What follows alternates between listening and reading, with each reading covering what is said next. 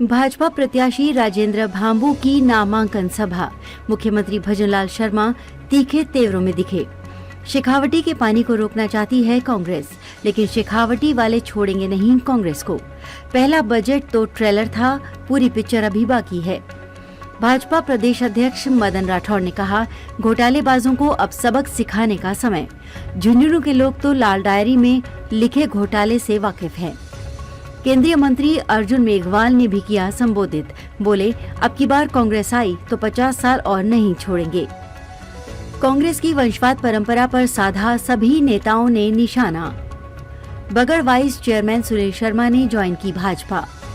झुंझुनू में आज भाजपा प्रत्याशी राजेंद्र भांबू की नामांकन सभा को मुख्यमंत्री भजनलाल शर्मा समेत कई नेताओं ने संबोधित किया। उपचुनावों में पहली सभा में मुख्यमंत्री भजनलाल शर्मा पूरी आक्रामकता के साथ साथ तीखे अंदाज में नजर आए।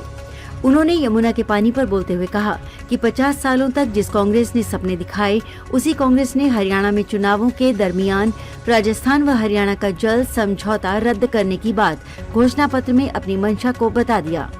लेकिन शेखावटी के लोग कांग्रेस को छोड़ेंगे नहीं। उन्होंने कहा कि कांग्रेस को सबक नहीं सिखाया तो आने वाली पीढ़ी माफ नहीं करेगी, क्योंकि यमुना का पानी आएगा तो शेखावटी की धरती सोना उगलेगी।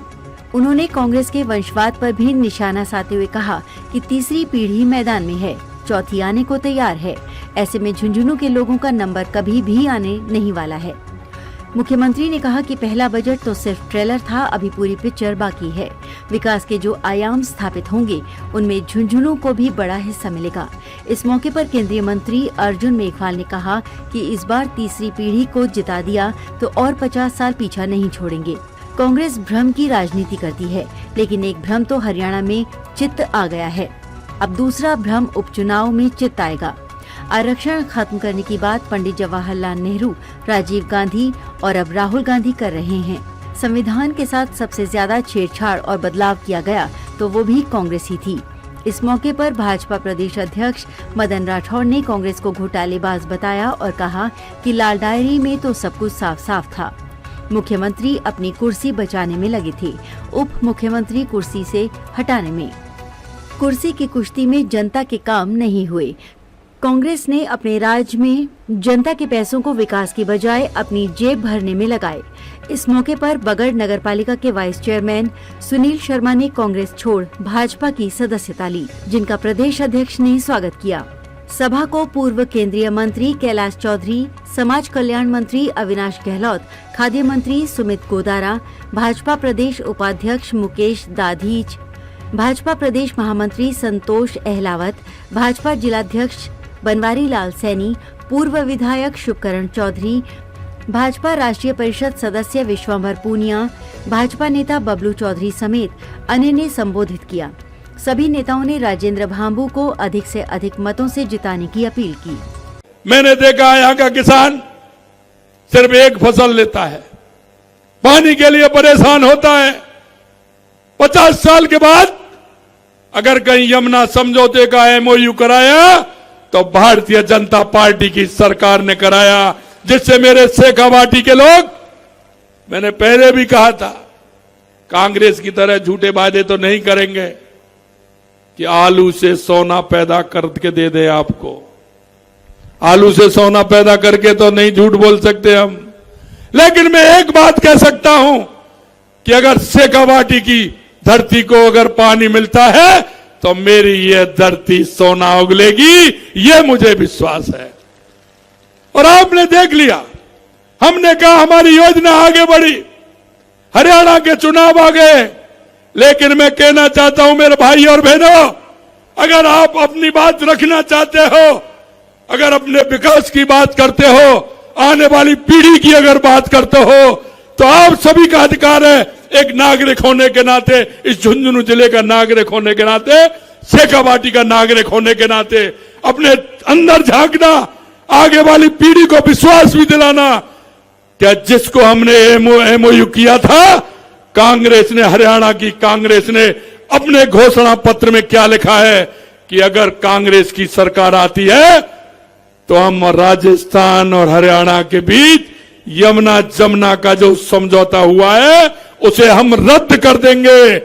क्या वो मैं उस पानी को कोई हमारा कार्यकर्ता पी रहा था क्या? अगर करनी थी तो हमसे करनी थी, लेकिन शेखावाटी के लोगों से कांग्रेस के लोगों की क्या था कि वो शेखावाटी को पानी नहीं आना देना चाहते? या किस मुंह से आपके सामने वोट मांगने के लिए आ रहे हैं?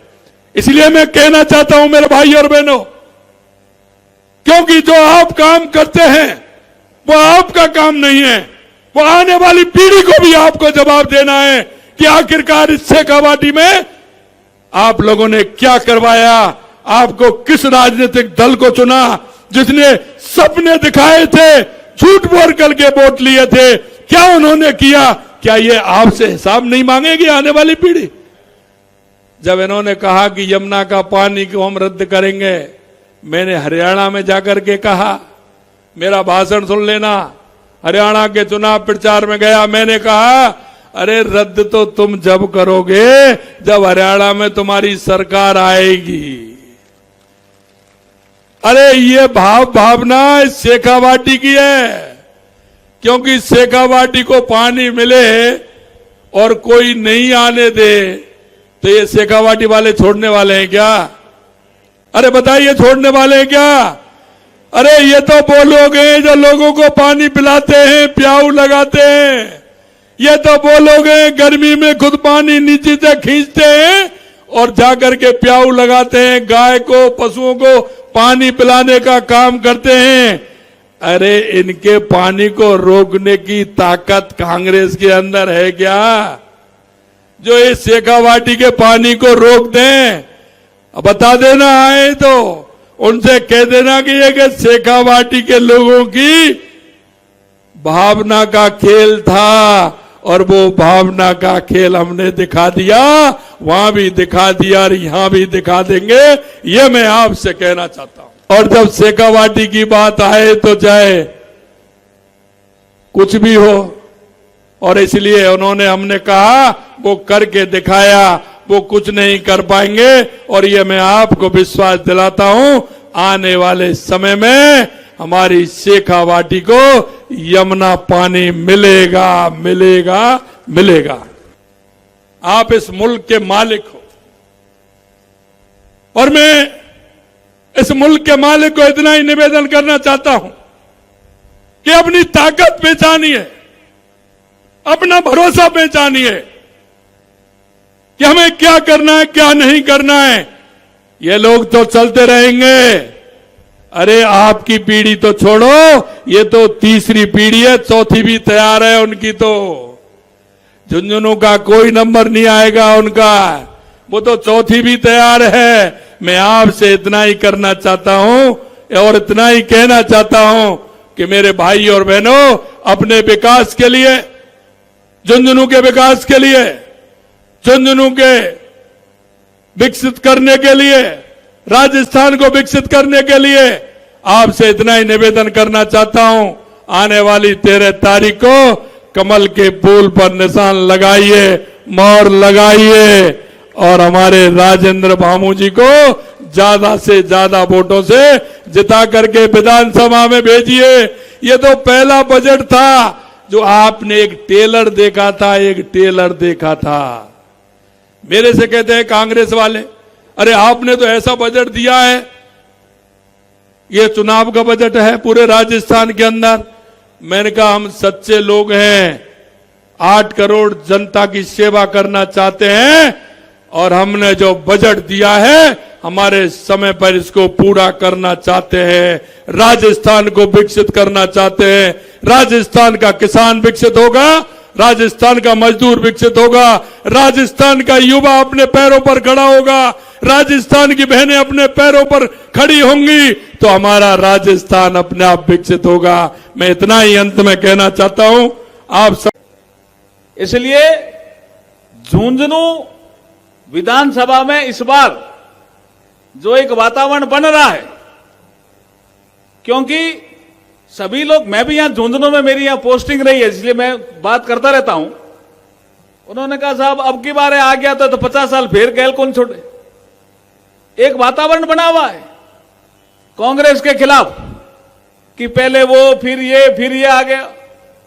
तो इस वातावरण का भारतीय जनता पार्टी को इसलिए लाभ लेना है कि डबल इंजन की सरकार में राजेंद्र भांबू जी ही ज्यादा काम करा सकते हैं। ये भाव और ये भावना लगातार फील्ड में पहुंचनी चाहिए। और कांग्रेस का तो चरित्र रहा है कि भ्रम फैलाओ और कोशिश करो। वो भ्रम अभी हरियाणा में चित हो गया, हुआ कि नहीं हुआ? यहां लोकसभा के चुनाव में भ्रम फैलाया कि साहब बीजेपी अगर 400 पार सीटें आ जाएगी तो संविधान बदल देगी। आप सब समझदार बैठे हो। संविधान अगर सबसे ज्यादा बदला तो इंदिरा जी के पीरियड में बदला। प्रस्तावना जिसका बाबा साहब ने जिक्र किया, इसमें बदलाव हो ही नहीं सकता। उसमें भी समाजवाद और धर्मनिरपेक्षता डाल दिया। 42nd अमेंडमेंट के द्वारा कांग्रेस ने लोकसभा की चुनाव की अवधि 5 साल होती, उसको 6 साल कर दिया। क्या क्या नहीं बदला। एक अमेंडमेंट तो ऐसा लेकर के आ गए कि राष्ट्रपति, उपराष्ट्रपति, प्रधानमंत्री और लोकसभा स्पीकर के चुनाव को सुप्रीम कोर्ट में भी चुनौती नहीं दी जा सकती। ये किसने बदला भाई? कांग्रेस ने। संविधान तो तुमने बदला, और संविधान का सम्मान अगर किसी ने किया सिर झुका करके तो नरेंद्र मोदी जी ने किया, हमारे प्रधानमंत्री जी ने किया। इसलिए भ्रम में आने की कोई जरूरत नहीं है। हमारे जो अनुसूचित जाति जनजाति के जो भाई बहन है, ओबीसी के भाई बहन है, वो रिजर्वेशन को लेकर के भ्रम में आ गए थे। लेकिन रिजर्वेशन समाप्त करने का काम किसने शुरू किया? सबसे पहले पंडित जवाहरलाल नेहरू। जून 1961 में चिट्ठियां लिखते हैं सारे मुख्यमंत्रियों को कि मैं रिजर्वेशन के खिलाफ हूं।